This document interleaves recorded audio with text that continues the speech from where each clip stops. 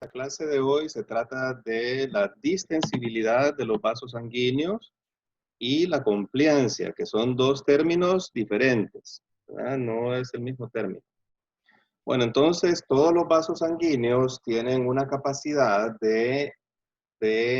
son así como un hule, como una bolsa de hule, ustedes la inflan y entonces esa bolsa puede acomodar una determinada cantidad de sangre. Entonces eso se llama distensibilidad.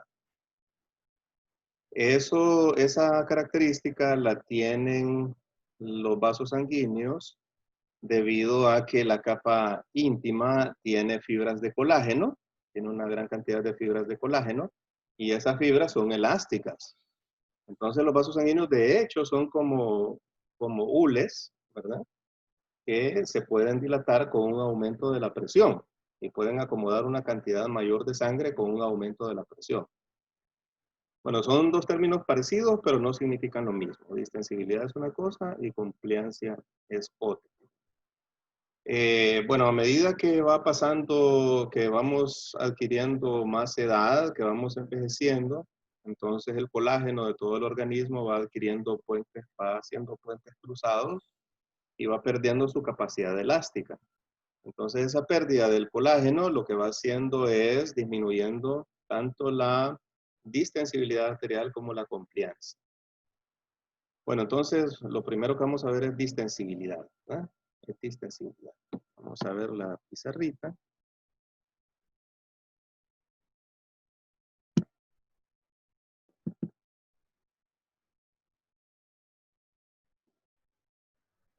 Bueno, ¿qué es distensibilidad? Distensibilidad es la proporción que un vaso sanguíneo aumenta en volumen con cada unidad de presión que se aumenta. O sea, si nosotros aumentamos una determinada cantidad de presión en la sangre, ¿verdad? Aumentamos la presión dentro, entonces ese vaso sanguíneo se va a inflar y va a aumentar su volumen. Entonces, distensibilidad, es con C, ¿verdad? Distensión, con C, sí, ¿verdad? O con S, no recuerdo.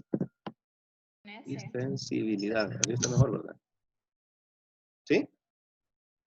Bueno, entonces la distensibilidad es la proporción en volumen, en aumento de volumen, de un vaso sanguíneo por cada unidad de presión que aumentamos dentro de ese vaso. Para ilustrarles eso, les voy a poner un ejemplo. Imagínense que ustedes tienen un globo, una bomba, y ustedes recuerdan de su niñez que hay bombas, unas bombas que ustedes le meten aire y se inflan bien suavecito, ¿cierto? O sea que no necesitan aumentar mucho la presión para que esa bomba se infle. Y hay otras bombas que ustedes tienen que empujar mucho y hacer mucha presión para inflarlas un poquito. Entonces, aquella bomba que se infla más con poca cantidad de presión tiene una mayor distensibilidad. ¿De acuerdo? Entonces, es la capacidad de aumentar volumen con cada unidad de presión que aumentamos en el fluido, ya sea un líquido o un gas, pero en las arterias y en las venas y en los vasos sanguíneos en general, la distensibilidad es por la sangre. O sea, aumentamos la presión en ese vaso sanguíneo, entonces va a aumentar su volumen y mientras más distendible sea, entonces la proporción de volumen que va a aumentar va a ser mayor. Y entonces la ecuación que tenemos va a ser volumen 2, o sea, el volumen al que llega el vaso al final del aumento de la presión, menos volumen 1, vamos a ponerlo entre paréntesis, dividido entre el volumen inicial. Esta es una proporción, ¿verdad? Esta es una proporción. Y todo esto lo vamos a dividir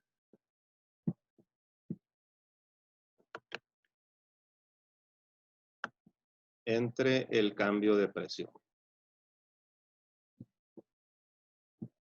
Y vamos a poner delta P, o sea, la presión final menos la presión inicial. ¿Estamos? Esa es la ecuacioncita de la distensibilidad vascular. Es bien sencillita, ¿verdad?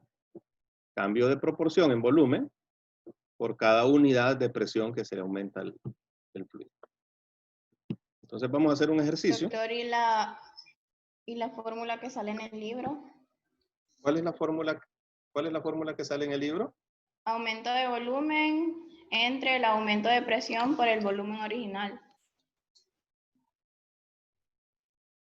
Es la misma ecuación, pero esa es la de la compliancia por el volumen original. ¿Cómo ¿Me dijo? así? Repita distensibilidad, la ecuación que sale en el libro. Dice, distensibilidad vascular es igual al aumento de volumen entre el aumento de presión por el volumen original. Pues sí, entonces aquí abajo ponen el volumen original, ¿sí? Acá, ¿cierto? Ponen B1. Así es. O sea, esto multiplicado, aumento de presión, es la diferencia de presión, obviamente, multiplicado por el volumen. Pero esto lo podemos poner acá arriba o lo podemos poner acá abajo, pues es la misma cosa. Pero si yo pongo la ecuación así, es como más entendible, porque se entiende que esta es una proporción. Este B1 lo pude haber puesto acá, ¿verdad? Delta P multiplicado por B1, y es la misma cosa. Es la misma ecuación. Lo puse acá porque es más entendible. O sea, la proporción de aumento de volumen, esta es una proporción de aumento de volumen, ¿verdad? Con respecto al volumen original, dividido entre el cambio de presión. Pero la ecuación es la misma. ¿Verdad? Es la misma que tienen ahí.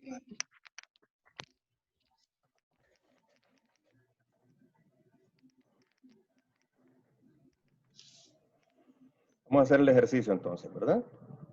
Digamos que el volumen original de un vaso sanguíneo eran 10 ml. 10 ml. Y luego del aumento de presión, ese es B sub 2, aumentó a 20 ml.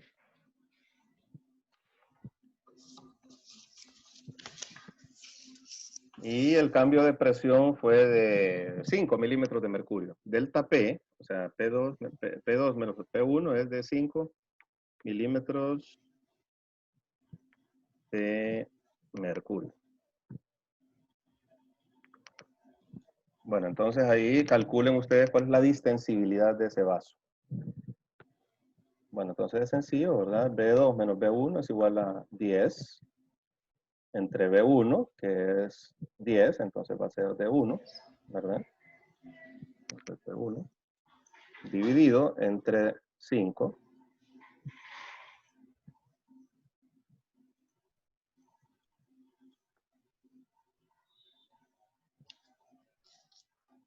Y entonces esto es igual a 0.2. 0.2. Esa es la distensibilidad de este vaso sanguíneo. O sea, va a aumentar 0.2 veces su volumen por cada milímetro de mercurio que se le ponga a ese vaso sanguíneo. ¿De acuerdo? Y si tenemos aquí 10 y el volumen final es 50, si aquí fuera 50.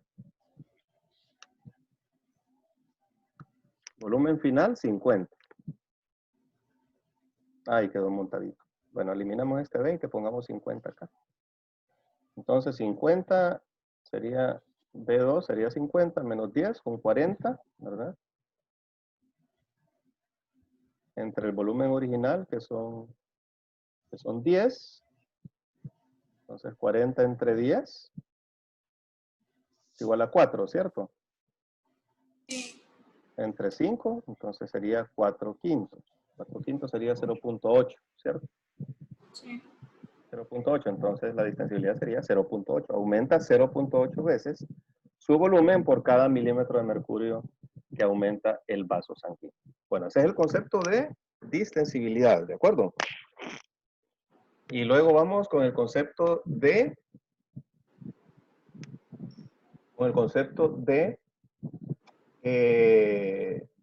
compliancia vascular. Entonces, para saber la compliancia vascular, solo multiplicamos esto por B1, todo esto por B1, ¿verdad? Por B1 y ya. O sea, aquí lo tenemos dividiendo, aquí lo tenemos multiplicando y lo eliminamos de la ecuación. Y entonces la compliancia nos queda simple y sencillamente volumen 2 menos volumen 1 dividido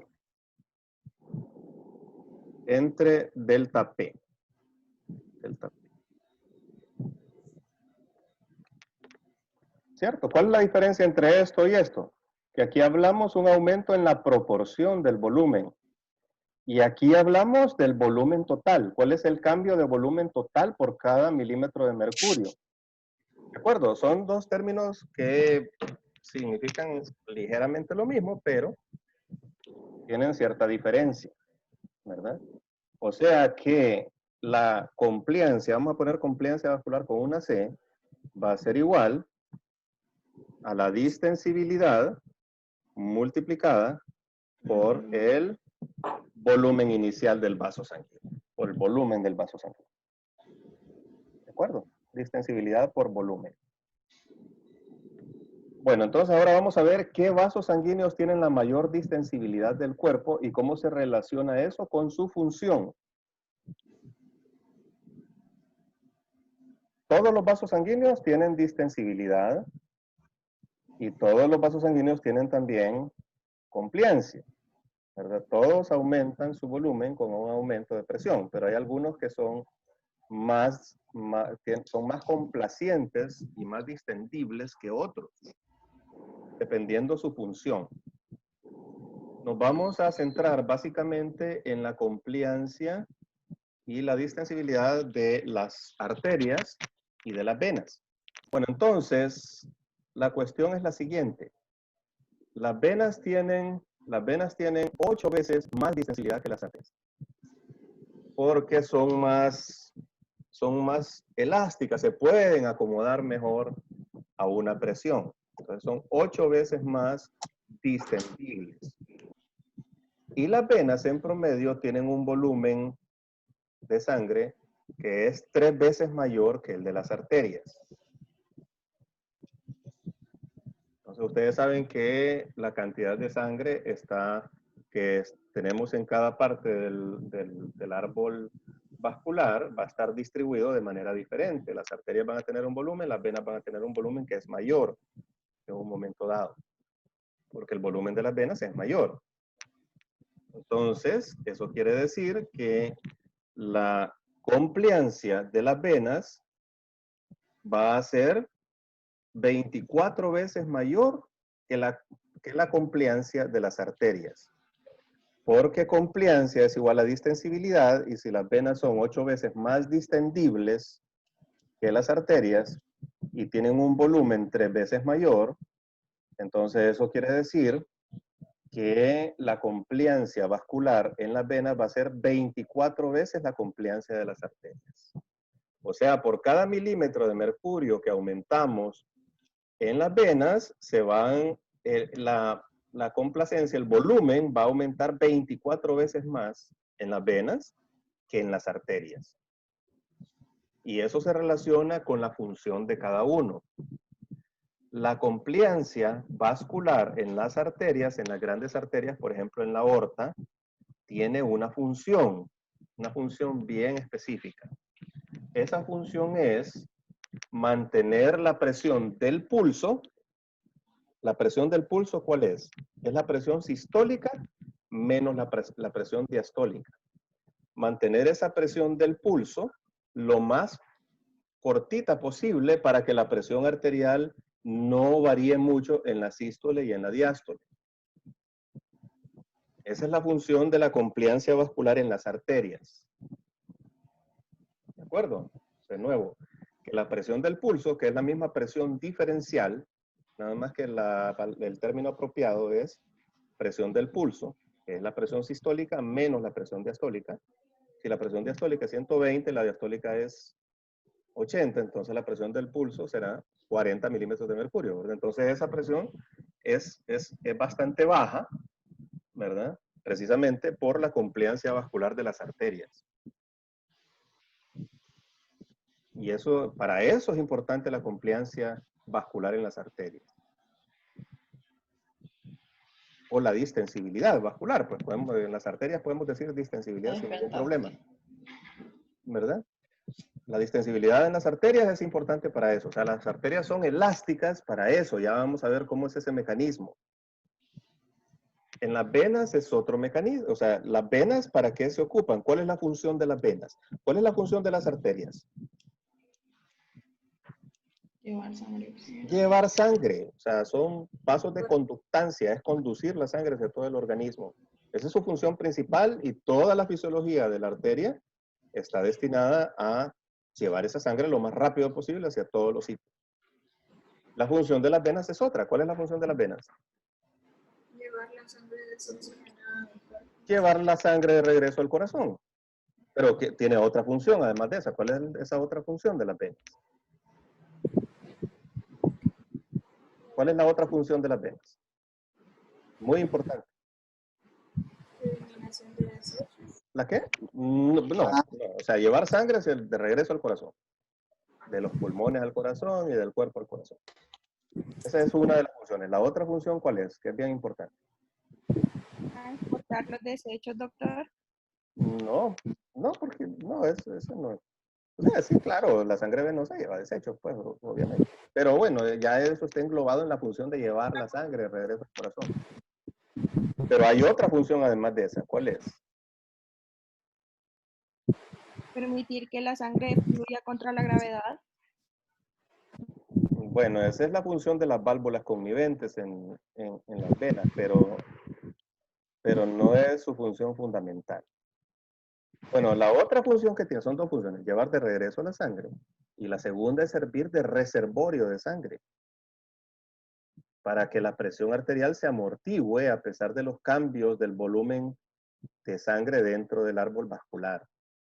Es un reservorio de sangre. Si hay una hemorragia, entonces el sistema simpático entra en acción y las venas, eso va a estimular la vasoconstricción venosa y esa vasoconstricción venosa va a hacer que el volumen se distribuya hacia todo el resto del árbol vascular. Y si nosotros metemos 1 litro de líquido, ¿verdad? O sea, ponemos un catéter y metemos 1 litro de solución salina, por ejemplo, entonces la presión arterial no va a aumentar más para poder acomodar ese volumen. Entonces, su función, la segunda función es el reservorio de sangre, es un importante reservorio. Hay otros reservorios. Por ejemplo, las vísceras, principalmente el vaso y el hígado son importantes reservorios de sangre. Los riñones también son reservorios de sangre. Cuando hay un estímulo fuerte, hay una hemorragia o estamos o hacemos ejercicio, entonces esos reservorios, hay vasoconstricción en esos reservorios y la sangre sale a la circulación general, ¿verdad? Pero las venas son el principal reservorio, los pulmones son reservorio de sangre también, ¿verdad? Pero las venas son el principal reservorio de sangre, ¿de acuerdo? Pero para que las venas sirvan de reservorio deben ser distendibles también. Por eso es que las venas son 24 veces más complacientes que las arterias, porque como su función es ser reservorio, entonces con leves aumentos de presión, las venas se van a dilatar mucho y como tienen mayor volumen también, van a ser 24 veces más complacientes o la compliancia vascular va a ser 24 veces mayor en las venas que en las arterias. Por eso, por su función, ¿verdad? Es básicamente servir de reservorio. ¿De acuerdo? ¿Estamos bien? ¿Está claro? Bueno, entonces, preguntas rápidas. Las venas, ¿cuántas veces es más distendible una vena que una arteria? 3 veces, 8 veces, ¿verdad? 8 veces más distendible. ¿Cuántas veces es mayor la compliancia en las venas que en las arterias? 24 veces. O sea que por cada milímetro de mercurio que aumentemos la presión, las venas se van a inflar, su volumen va a aumentar 24 veces, ¿verdad? Porque son más complacientes, porque la complacencia es igual a la distensibilidad multiplicada por el volumen. Bueno, entonces ahora regresamos otra vez a las arterias. Vamos a borrar todo esto. Regresamos otra vez a las arterias, a la arteria aorta, que es la más grande, ¿verdad? Y vamos a hablar un poco sobre la presión del pulso. Yo creo que ustedes ya estudiaron aquella gráfica que les dije, ¿verdad? Otra vez voy a tratar de dibujar. ¿Cómo varía la presión con el ciclo cardíaco dentro del ventrículo izquierdo, vamos a poner? Entonces, en sístole va a aumentar la presión, recordemos que va a aumentar la presión. Tenemos un aumento rápido de la presión que se llama durante la contracción isovolumétrica. ¿Por qué? Por acá todavía no se ha abierto la válvula aórtica.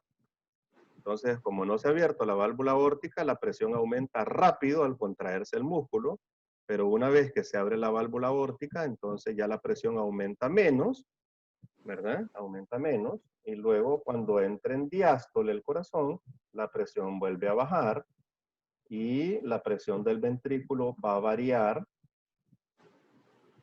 Vamos a hacer aquí otro ciclo cardíaco, y entonces esta presión va a variar entre 120 milímetros de mercurio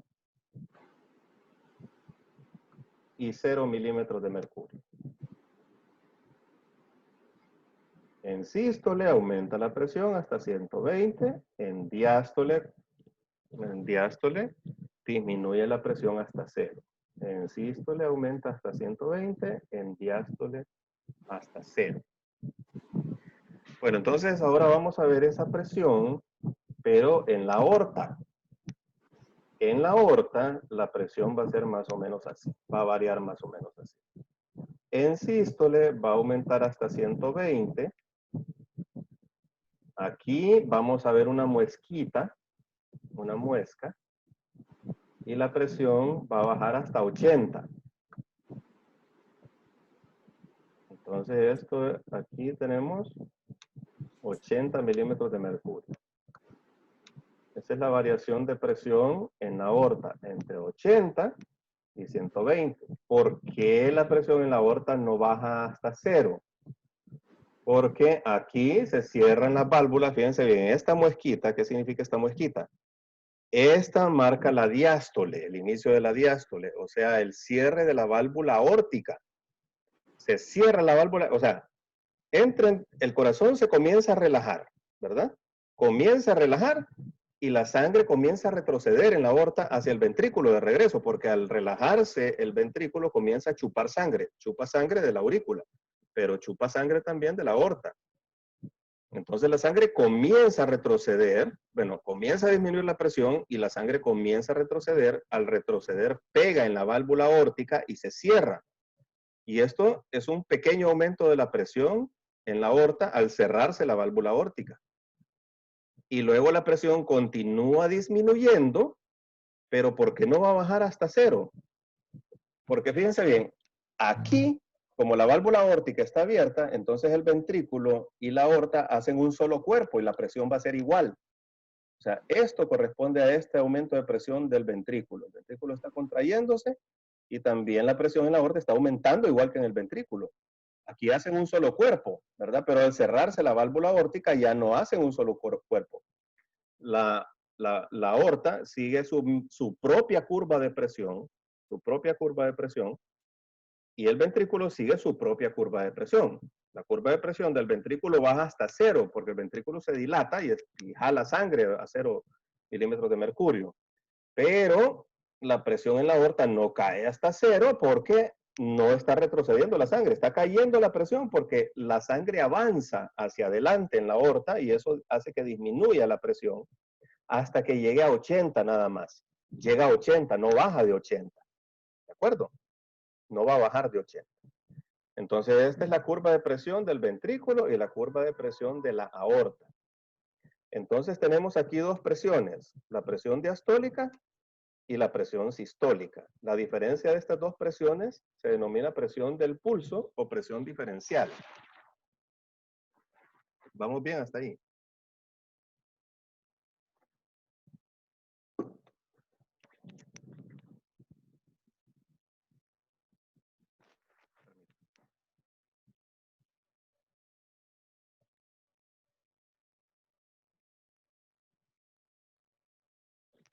Bueno, entonces eso se denomina presión del pulso. ¿Qué papel juega ahí la distensibilidad vascular para mantener esa presión del pulso? Bueno, juega el siguiente papel, fíjense bien. Juega el siguiente papel. Cuando la sangre sale impulsada, aquí, ¿verdad? Esta parte ascendente, la presión aumenta porque la sangre sale impulsada por el ventrículo. El ventrículo entra en diástole, en sístole, se contrae y empuja la sangre hacia la aorta, ¿verdad? Pero la aorta, como va a ser como un hule, va a ser elástica, entonces con el aumento de la presión, la aorta va a hacer esto, se va a expandir su tamaño, ¿verdad? Y al expandir su tamaño, va a evitar que la presión aumente mucho, porque está acomodando esa sangre. Si no aumentara de tamaño, entonces la presión en la aorta sería un vaso rígido, la presión en la aorta aumentaría mucho. Bueno, eso es lo que sucede en sístole. Se hace esto la aorta. Y entonces, al aumentar su volumen como un hule, como que si fuera un hule, entonces en diástole, esa energía potencial almacenada en las paredes de la aorta, que actúa como un hule, regresa otra vez a su posición original y exprime la sangre en diástole, aumentando la presión diastólica. Regresa otra vez como que ustedes inflaran un hule y luego dejan de aplicarle presión. Entonces, ¿qué va a pasar con ese hule? Va a rebotar, ¿verdad? Y va a disminuir la presión y va a sacar lo que está ahí adentro. O sea, va a terminar de exprimir la sangre y al exprimir la sangre, entonces la presión diastólica no va a bajar mucho. Entonces, ¿cuál es el resultado de la distensibilidad vascular? ¿Cuál es el resultado de la... ¿Me están oyendo? ¿Me están oyendo? ¿Sí? Sí. Sí, bueno, es que Sí, doctor. me decía internet inestable. Bueno, entonces, ¿cuál es el resultado de la distensibilidad vascular en la aorta? Que la distensibilidad vascular va a aumentar la presión sistólica, ¿verdad? Perdón, va a evitar que aumente mucho la presión sistólica porque va a acomodar la sangre en sístole y al rebotar en la diástole, entonces va a aumentar la presión diastólica, de tal manera que esta presión diferencial no sea muy marcada, no sea una presión diferencial tan marcada. Y la presión se mantenga más o menos igual con el paso, a través del ciclo cardíaco. No haya mucha diferencia, ¿verdad? Porque es ventajoso que la presión no aumente mucho ni disminuya mucho. ¿De acuerdo? Para que la sangre fluya de manera más continua. Bueno, entonces todos los vasos sanguíneos, todas las arterias tienen esta distensibilidad. Entonces, esta diferencia, este hecho de que la arteria se expanda y se contraiga, viaja como una onda a lo largo del árbol arterial. Y eso es lo que nosotros sentimos como el pulso. Por eso se llama presión del pulso. Porque ese aumento y esa contracción, entonces eso va a viajar como una onda a lo largo de todo el árbol arterial y nosotros lo vamos a sentir como un pulso. Y entonces lo que va a hacer es distribuir la energía a lo largo del árbol arterial. O sea, esa energía del pulso va a hacer que esta presión diferencial se vaya perdiendo a medida que la sangre fluye a través de las arterias a otros segmentos de la circulación como las arteriolas y los capilares. De tal manera que si nosotros dibujamos una gráfica de la presión, y este es el tiempo, pero no solamente es el tiempo, sino que también vamos avanzando en el árbol vascular acá, y por acá tenemos la aorta, entonces la gráfica de presión de la aorta va a ser así. Y luego de otros vasos sanguíneos más distantes, entonces vamos a tener que la presión ha disminuido bastante, pero la presión del pulso también está disminuyendo. Y cuando llegamos a los capilares, ya la presión del pulso es poquita, y cuando llegamos a las arteriolas ya es poquita, y cuando llegamos a los capilares ya no hay presión del pulso. Ya no hay una presión diferencial sino que la presión es continua a lo largo de todo el ciclo y también el flujo es continuo, porque cuando estamos acá, cuando la sangre está acá en la aorta, entonces el flujo va a ser mayor durante la sístole. La sangre va a avanzar más durante la sístole y va a avanzar menos durante la diástole. Pero a medida que vamos avanzando en el árbol vascular y llegamos a los capilares, entonces vamos a tener un flujo continuo. No vamos a tener ya ese flujo pulsátil que aumenta en sístole y disminuye en diástole. Y lo mismo con la presión, que aumenta en sístole y disminuye en diástole, sino que se va suavizando debido a que la energía de la presión va siendo absorbida por esa compliancia vascular, por esa onda de pulso que viaja a lo largo del árbol vascular. Entonces esa es la función, ¿verdad? Básicamente. ¿Estamos? ¿Está entendido? Bueno, entonces ahora vamos a ver algunas patologías. Doctor, una pregunta. Sí, dígame. Cuando pasa eso de la distensibilidad y que evita que aumente mucho la sistólica, también eso promueve a que en la diástole, que como aumenta la diástole, toda esa presión influya sobre el llenado de las coronarias.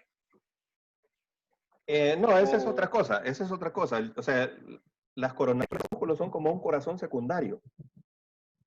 Cuando hacemos ejercicio, el corazón manda la sangre a los músculos, ¿verdad? Cuando hacemos ejercicio hay vasodilatación de los músculos.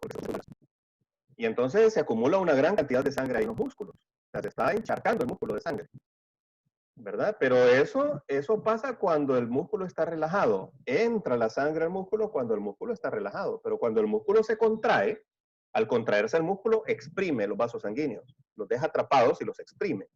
Y al exprimirlos, manda la sangre de regreso al corazón. O sea, actúan como bombas secundarias. Entonces, cuando el músculo se relaja, porque el ejercicio es una alternancia, se alterna contracción y relajación para crear movimiento. Entonces, cuando se mueve el músculo, impulsa la sangre de regreso al corazón y cuando se relaja se vuelve a llenar. Lo mismo pasa con el músculo cardíaco. En sístole está contraído el corazón y entonces está exprimiendo las arterias coronarias. Y en diástole, entonces se relaja el corazón y ocurre el llenado. Y entonces tenemos que dejarle un poco de tiempo a ese llenado. Por eso la diástole ocupa 2/3 del ciclo cardíaco y la sístole ocupa nada más 1/3 del ciclo cardíaco, ¿verdad? Entonces eso permite el llenado de las coronarias, pero también permite el llenado ventricular, ¿no? El llenado ventricular ocurre en diástole. Vamos a hablar ahorita, vamos a hablar de algunas patologías.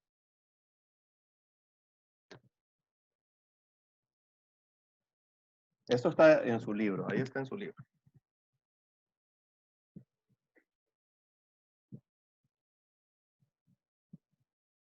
Bueno,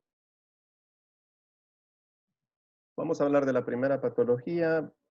Ya que estamos hablando de compliancia vascular, vamos a hablar de lo obvio, que es la pérdida de colágeno en las arterias, que conduce a lo que se llama arteriosclerosis.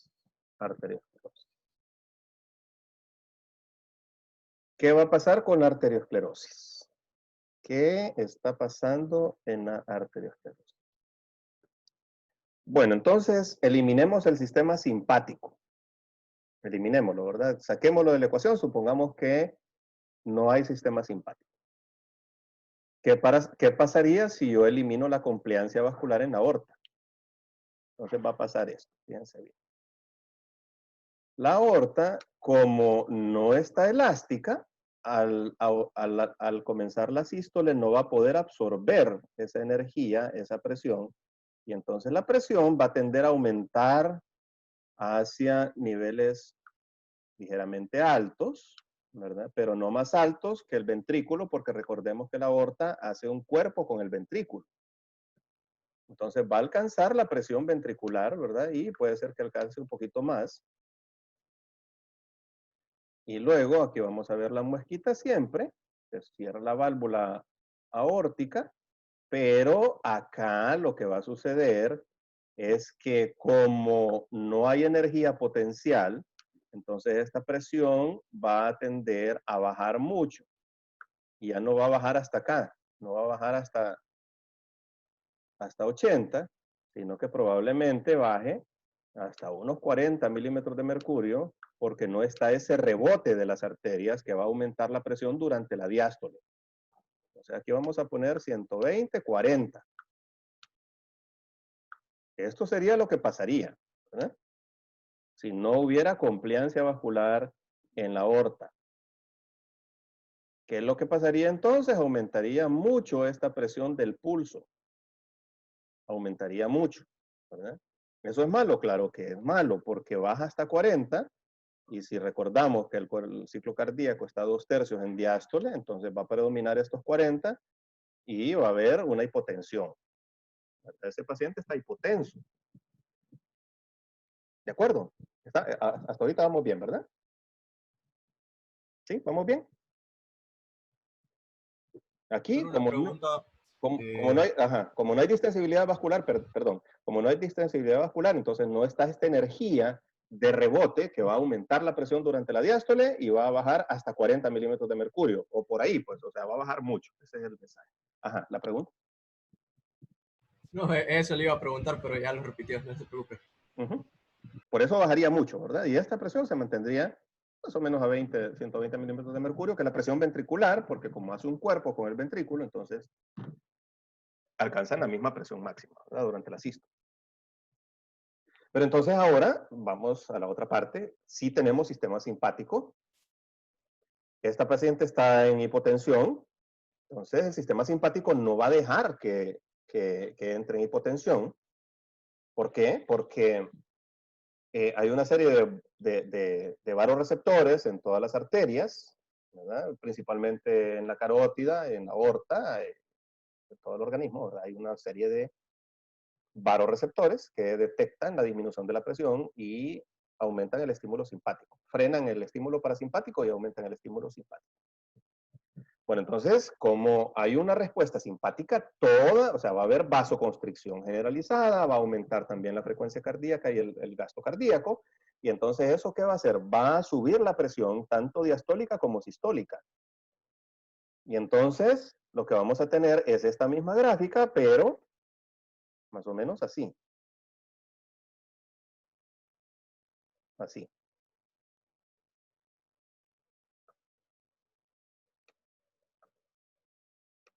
El sistema simpático va a aumentar la presión diastólica hasta niveles normales o incluso arriba de lo normal. Entonces pongamos que aquí vamos a tener 90 milímetros de mercurio.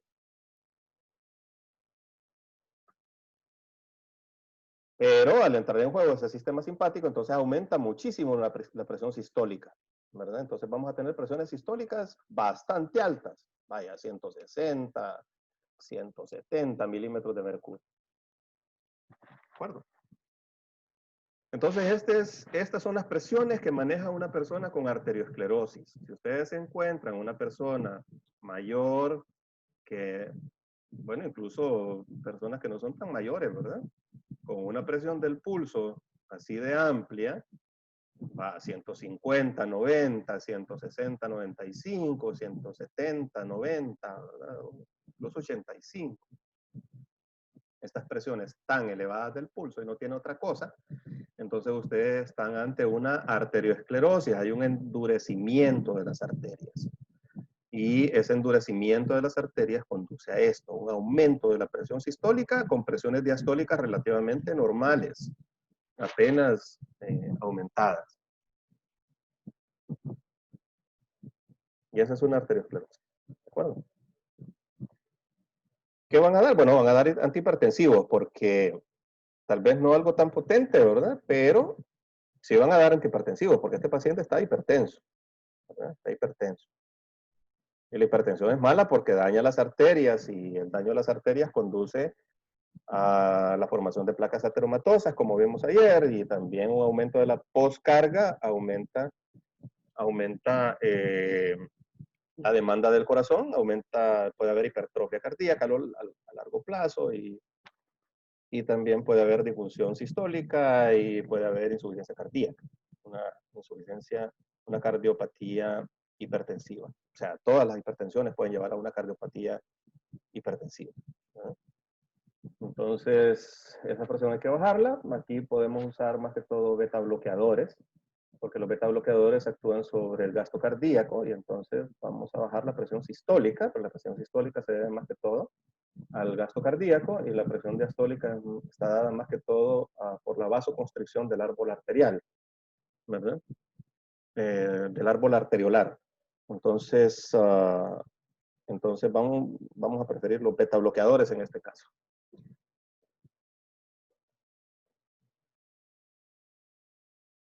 ¿Alguna pregunta? Bueno, vamos a ver otras patologías. Vamos a ver valvulopatías aórticas, así brevemente, ¿verdad? Solo qué pasa con las valvulopatías aórticas. ¿Qué va a pasar si tenemos una insuficiencia aórtica? ¿Qué va a pasar? Vamos a escuchar un soplo, ¿dónde? ¿En diástole o en sístole? Vamos a ver si le entendemos. Sístole. No, señorita, diástole, ¿verdad? Porque en diástole el ventrículo va a chupar sangre. Recuerden, en diástole chupa sangre. Y chupa de la aurícula. Y va a chupar de la aorta. Pero como ahí está la válvula, entonces de la aorta no va a chupar normalmente. Pero si no hay aorta, perdón, si no está la válvula, si la válvula está insuficiente, la sangre va a pasar de ahí de retroceso y va a chupar sangre de la aorta, por lo tanto va a soplar en diástole, ¿verdad? Los soplos aórticos de insuficiencia son diastólicos. Y entonces, como la válvula no se cierra, entonces no vamos a ver la muesquita. ¿Se acuerdan que aquí hay una muesquita?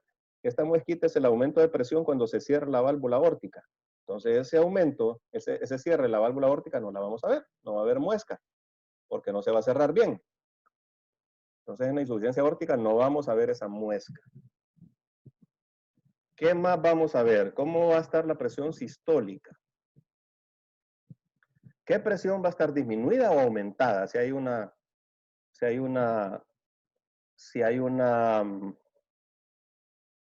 insuficiencia aórtica. Bueno, la presión sistólica va a estar más o menos bien, ¿verdad? Pero como no hay válvula deteniendo el retroceso de la sangre, entonces la presión va a caer bastante.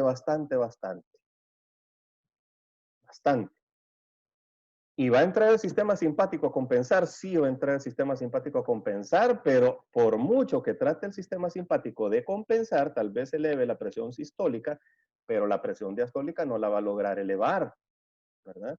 Porque esa sangre va a regresar de nuevo. O sea, esa sangre, la presión disminuye mucho porque va a regresar de nuevo al ventrículo, se va a vaciar hacia atrás, no hacia el árbol vascular. Entonces, de nada sirve que haya una vasoconstricción generalizada porque siempre se va a estar vaciando hacia atrás y entonces va a disminuir la presión mucho, ¿verdad? Va a disminuir mucho la presión. Bueno, entonces, ¿cómo va a ser la curva de presión aórtica en la insuficiencia aórtica? Va a ser así. Va a haber una pérdida de esta muesca, que es debido al cierre de la válvula.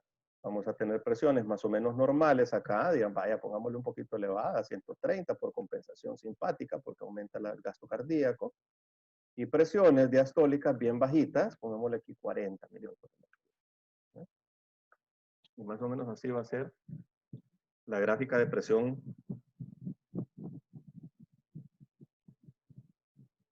La gráfica de presión aórtica en una insuficiencia aórtica. ¿De acuerdo?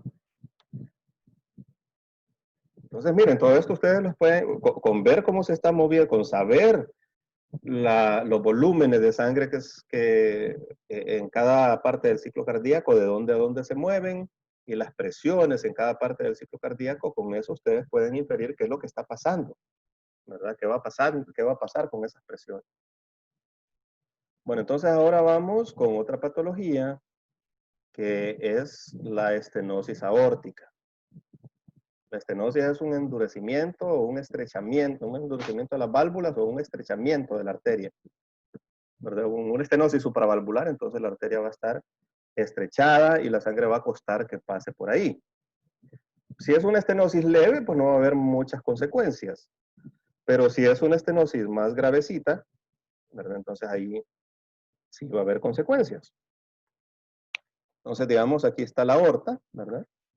Y esta aorta, digamos que aquí está estrechada. Aquí está estrechada, ¿verdad? Y digamos que este es el ventrículo. Y la sangre pasa de aquí para acá por esta estrechez que tenemos ahí, ¿verdad? Bueno, entonces, ¿cómo va a ser la gráfica de presión? Bueno, va a entrar el sistema simpático a trabajar, ¿verdad? ¿Por qué? Porque en sístole, el ventrículo se esfuerza mucho y trata de que la sangre pase por acá. Pero aunque se esfuerce mucho, la sangre va a pasar acá en un chorrito con poca presión por esta estrechez. Por lo tanto, el signo principal de la estenosis aórtica va a ser una disminución de la presión sistólica. Va a disminuir la presión sistólica, ¿verdad? La muesquita la vamos a ver, ¿verdad? ¿Y la presión diastólica cómo va a estar? La presión diastólica va a estar ligeramente elevada, ¿verdad? Porque hay una compensación simpática y eso va a aumentar un poquito la presión diastólica. Por lo tanto, lo que vamos a ver aquí es una hipotensión. Vamos a ver presiones, vaya, póngale aquí 100 sobre 85, póngale sobre 90. Y la presión del pulso va a estar bien disminuida. Entonces va a haber hipotensión y la presión del pulso va a estar bien disminuida, ¿verdad? Entonces, cuando este paciente haga ejercicio, el corazón se va a tratar de forzar por esta sangre pase más, ¿verdad? Pero no lo va a lograr. Entonces, los signos característicos de la estenosis aórtica, una estenosis aórtica ya avanzadita, ¿verdad? Una leve, pues puede ser que no, van a ser signos de hipotensión. Al disminuir la presión aquí en la aorta, y como las coronarias nacen de aquí de la aorta, entonces va a haber una menor perfusión cardíaca y puede haber angina de pecho, dolor precordial. Ese es uno de los síntomas. Como esta presión está disminuida y de aquí nace también la carótida, ¿verdad? Es importante que haya una buena presión en la aorta para que la carótida también tenga una buena presión y haya una buena presión en la cabeza. Entonces también va a haber disminución de la presión en la cabeza con síncope, que es otro de los signos, ¿verdad? Síncope, desmayos, pérdida del conocimiento, porque el cerebro queda con una baja presión de perfusión.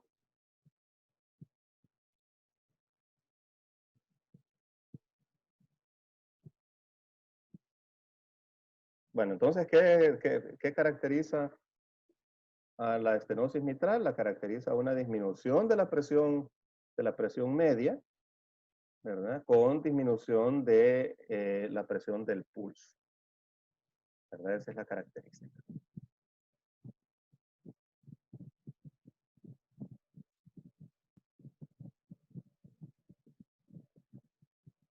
¿Alguna pregunta?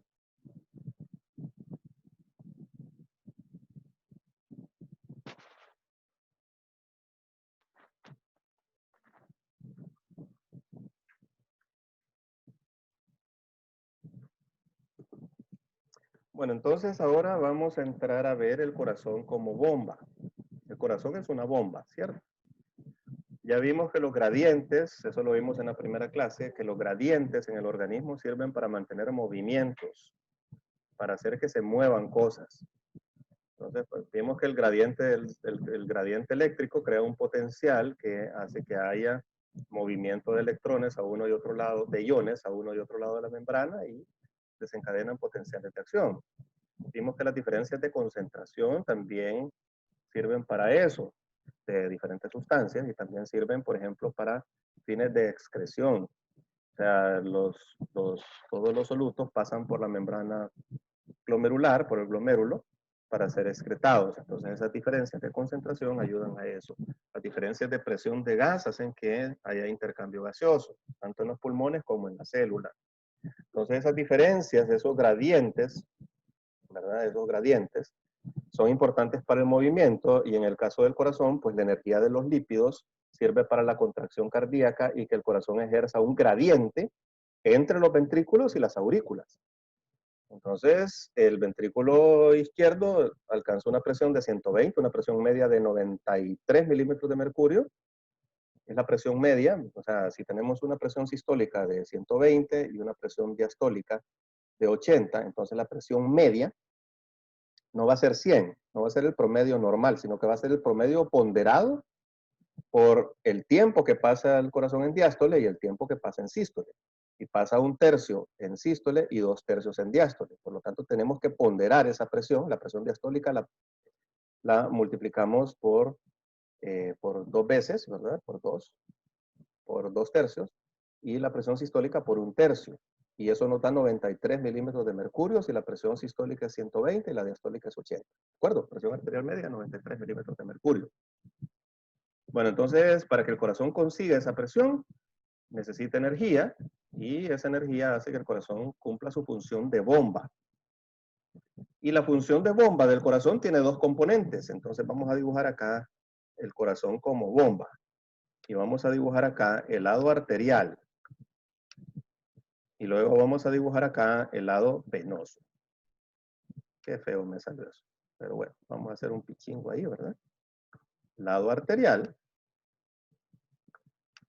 y lado venoso. Ese gradiente de presión crea movimiento. Entonces el corazón como bomba tiene dos subfunciones. Una es impulsar la sangre hacia las arterias y la otra es chupar la sangre de la parte venosa. ¿Estamos? Son 2 funciones básicas. Aumentar la presión en el lado arterial y disminuir la presión en el lado venoso. Esas son las 2 funciones del corazón como bomba. Bueno, entonces ahora vamos a hacer un experimento. Ese experimento va a ser parar el corazón en una persona acostada. La persona está acostada. En decúbito supino. No en decúbito prono porque no tiene COVID. En decúbito supino, acostadita, y le vamos a parar el corazón. No podemos hacer ese experimento con la persona parada, porque en la persona parada, debido a algo que se llama presión hidrostática, ¿verdad?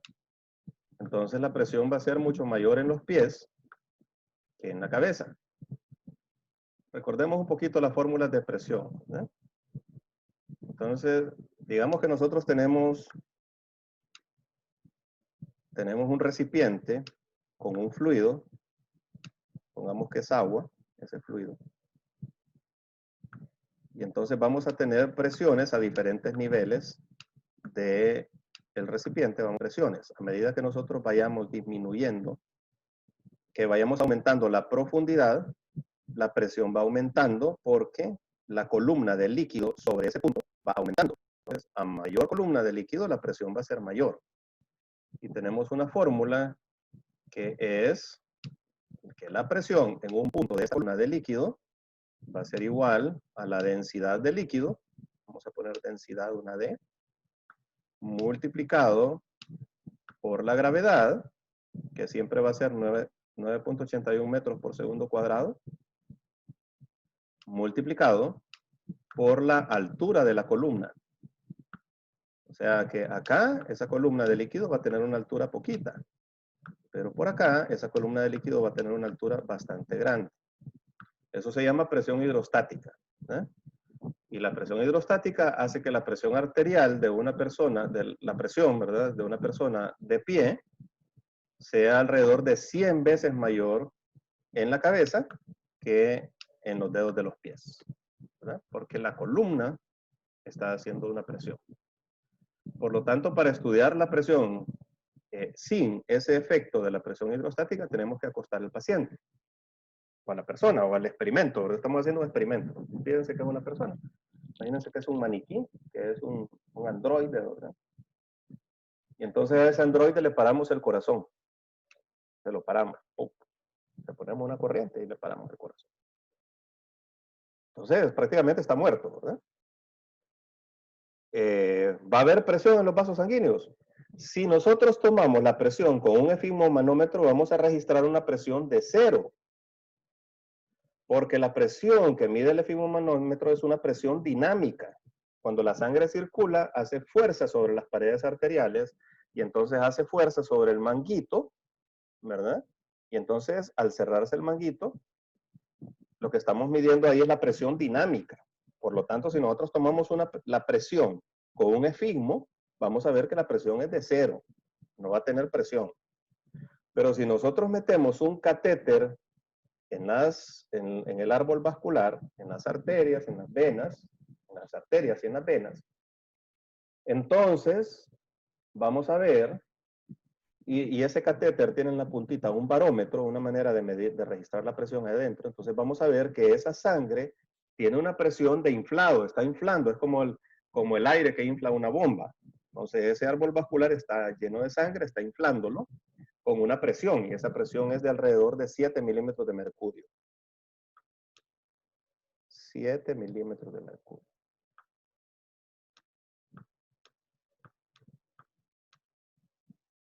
¿Estamos hasta ahí? Y claro, como el corazón está parado, entonces esa presión va a ser igual en todo el árbol vascular. Si nosotros ponemos el catéter en una arteria, va a tener 7 milímetros de mercurio, y si ponemos el catéter en una vena, va a tener 7 milímetros de mercurio, porque un líquido que no esté en movimiento va a tener la misma presión. Si tomamos la presión a un nivel, entonces en todo el líquido esa presión va a ser la misma, ¿verdad? Entonces va a ser tanto en venas como en arterias. ¿Vamos bien hasta acá?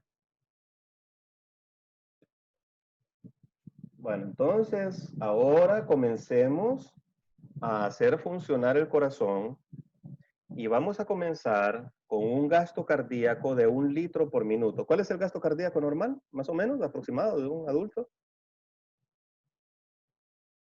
¿Cuántos litros por minuto bombea el corazón? ¿Alguno?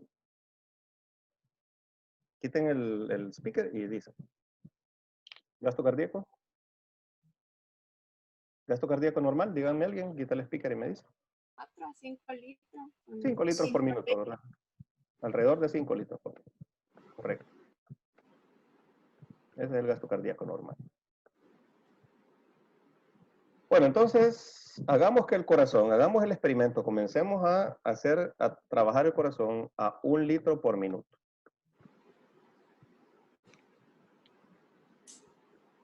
A 1 litro por minuto, la sangre ya se comenzó a mover y digamos que la resistencia vascular es de 1 unidad, ¿verdad? Entonces ahí comienza a moverse la sangre, ¿verdad? Estamos bombeando ya 1 litro por minuto hacia la arteria y el corazón está chupando 1 litro por minuto de la vena. Está impulsando sangre 1 litro por minuto y está chupando la sangre 1 litro por minuto también. Pero entonces, como tenemos una diferencia de compliancia, ¿cuál es la diferencia de compliancia entre la arteria y la vena? ¿Cuántas veces es mayor la compliancia de la vena que de la arteria? 24 veces. 24 veces. Bueno, entonces a 1 litro por minuto, la presión ejercida por el corazón va a ser de 25 milímetros de mercurio. Pero esa presión no va a ser la misma en las venas y en las arterias, porque al trabajar el corazón, las arterias no se van a distender mucho, mientras que las venas sí se van a desinflar bastante, ¿verdad? Porque son mucho más complacientes. Entonces, al jalar sangre de acá, las venas se van a desinflar un montón, ¿verdad? Se van a desinflar un montón. Entonces, aquí, como las arterias no se dilatan tanto, la presión va a aumentar mucho, va a aumentar 24 milímetros de mercurio. O sea, ese aumento de 25 milímetros de mercurio de presión dado por el bombeo cardíaco, ¿verdad? 24 milímetros de mercurio se van a aumentar en las arterias, pero la vena solamente va a disminuir 1 milímetro de mercurio. Entonces la vena va a disminuir 1 milímetro de mercurio. Por lo tanto, a 1 litro por minuto, vamos a tener 24 milímetros de mercurio más los 7 milímetros de mercurio originales, cuando no estaba bombeando el corazón. Entonces vamos a tener 31 milímetros de mercurio.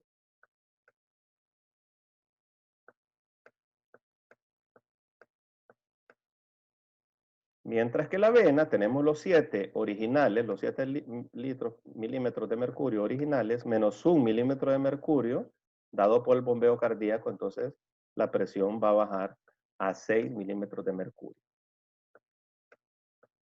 Por lo tanto, la función del corazón se parte en dos. Una es aumentar la presión en el lado arterial para que la sangre fluya hacia todos los lugares del cuerpo. Y también jalar la sangre de las venas para disminuir esta presión y que haya movimiento de la sangre. ¿De acuerdo? A 1 litro por minuto tenemos 31 milímetros de mercurio en el lado arterial, una presión arterial de 31 milímetros de mercurio y una presión venosa en la vena cava de 6 milímetros de mercurio. Bueno, entonces ustedes pueden continuar haciendo eso, aumentan el gasto cardíaco otro litro por minuto, 2 litros por minuto, entonces va a aumentar 24 milímetros de mercurio en el lado arterial, va a disminuir 1 milímetro de mercurio y ya va a ser 5 milímetros de mercurio en el lado venoso.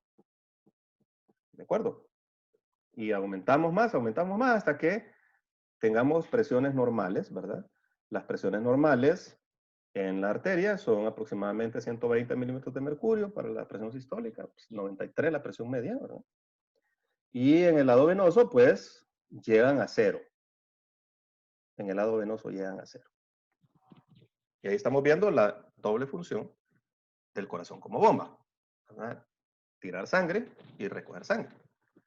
Y eso se lo estoy diciendo porque cuando miremos insuficiencia cardíaca vamos a ver que hay dos componentes. Un componente hacia adelante, una pobre perfusión hacia adelante, y va a haber otro componente hacia atrás, la sangre encharcándose en las venas. Y los signos y síntomas producidos por estas dos cosas son completamente diferentes.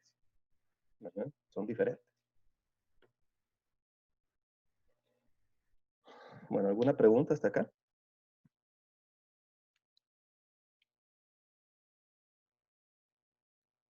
No. Espérense que aquí les iba a decir algo que se me está escapando. No, eso es.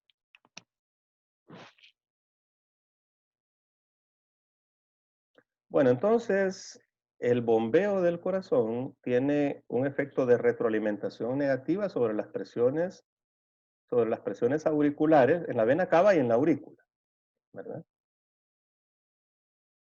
O sea, quitemos el sistema simpático. Quitemos el sistema simpático. A mayor retorno venoso, ¿verdad? Mayores presiones ventriculares. Mayor retorno venoso, mayores presiones ventriculares y presiones en la vena cava, ¿verdad? Entonces pónganle ustedes que tenemos un gran retorno venoso y entonces como está regresando mucho la sangre, está aumentando la presión en la aurícula y esas presiones ya no son 0, sino que comienzan a ser 2, 3, 4, 5, ¿verdad? Presiones auriculares. Entonces esas presiones auriculares positivas y el aumento del volumen en el corazón, por la ley de Frank-Starling, hacen que el corazón se contraiga más fuerte y al contraerse más fuerte aumenta el gasto cardíaco. Y al aumentar el gasto cardíaco, entonces va a chupar más sangre y entonces por retroalimentación negativa va a bajar las presiones auriculares. La ley de Frank-Starling va a hacer que las presiones auriculares bajen de regreso a 0. ¿De acuerdo?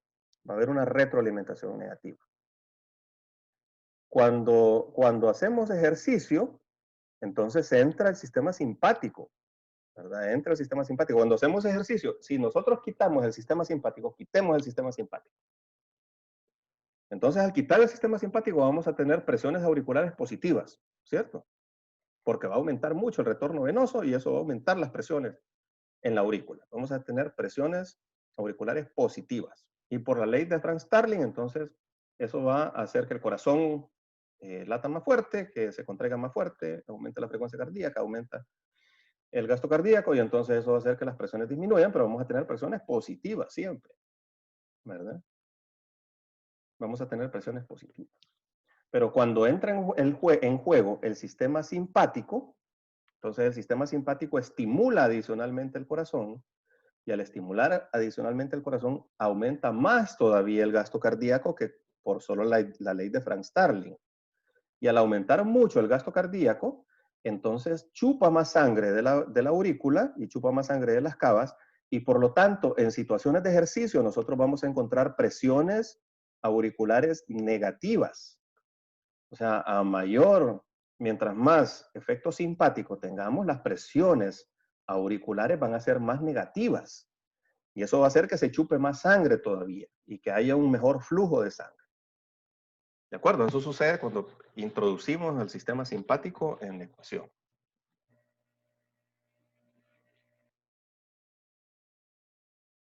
¿Qué hora es ahorita? 4:21. Bueno, entonces, ahora sí vamos a ver qué es lo que pasa en la insuficiencia cardíaca. Vamos a comenzar a ver qué pasa en la insuficiencia cardíaca. En la insuficiencia cardíaca puede expulsar la sangre hacia enfrente y puede perder su función de recoger la sangre desde las venas cavas. Y entonces podemos ver los componentes. Si está disminuida la perfusión hacia los tejidos, entonces vamos a tener cierta sintomatología como debilidad muscular, astenia, adinamia, palidez generalizada, entra en acción el sistema simpático para tratar de compensar la presión. Entonces va a haber palidez, va a haber vasoconstricción de la piel y va a haber una serie de síntomas relacionados con la disminución de la perfusión. Por otro lado, el corazón como bomba va a ser incapaz de disminuir las presiones auriculares, y si no disminuye las presiones auriculares, entonces va a aumentar la presión en el árbol venoso, y entonces va a aumentar la presión hidrostática en el árbol venoso, y eso va a traer una serie de signos y síntomas también, como por ejemplo edema. Y entonces ese edema, ¿verdad? Ese edema, esa salida de la sangre hacia el intersticio, porque están aumentadas las presiones hidrostáticas en el lado venoso, van a ocasionar unos signos y síntomas diferentes, ¿verdad? Van a ser por la salida del líquido hacia el intersticio. Por lo tanto, las insuficiencias cardíacas nosotros las podemos dividir en calientes y frías. Caliente si no está muy comprometida la perfusión hacia los tejidos, y frías si la perfusión hacia los tejidos está comprometida. Y a su vez las podemos dividir en húmedas y secas. Húmedas, si está comprometida, o sea, si se está acumulando sangre en el árbol venoso con aumento de las presiones, se van a hacer húmedas, y secas si no está muy comprometido estas presiones venosas, ¿verdad? Entonces vamos a tener calientes y secas, calientes y frías, calientes y húmedas. Vamos a tener frías y secas, y frías y húmedas. Dependiendo si la disfunción es, ¿verdad? La función de hacia la arteria o recoger la sangre de la rama venosa, del árbol venoso. Bueno, entonces yo creo que hasta aquí lo vamos a dejar hoy, ¿verdad? Mañana vamos a ver un poquito más, vamos a terminar de ver insuficiencias cardíacas. La clasificación, vamos a ver, podemos hablar de una sola vez del edema y de la microcirculación, para ver cómo se produce el edema también cuando hay una falla cardíaca. El edema pulmonar, por ejemplo, en las fallas cardíacas izquierdas, o el edema de miembros inferiores en las fallas cardíacas derechas. Vamos a ver la clasificación y todo eso. Ahorita ya me duele mucho la garganta. Doctor, nos manda los videos de ayer y el de hoy, por favor. No los he subido todavía. Ah, ok. Ahorita después de la clase voy a No le recuerdo, para que no se le olviden. Ahorita después de la clase los subo a YouTube y se los subo allá a el de ayer también, ¿verdad? No lo he subido. No, el de ayer no lo mandamos. ¿Ayer qué vimos? Ayer vimos lo de las anginas, la fisiopatología de la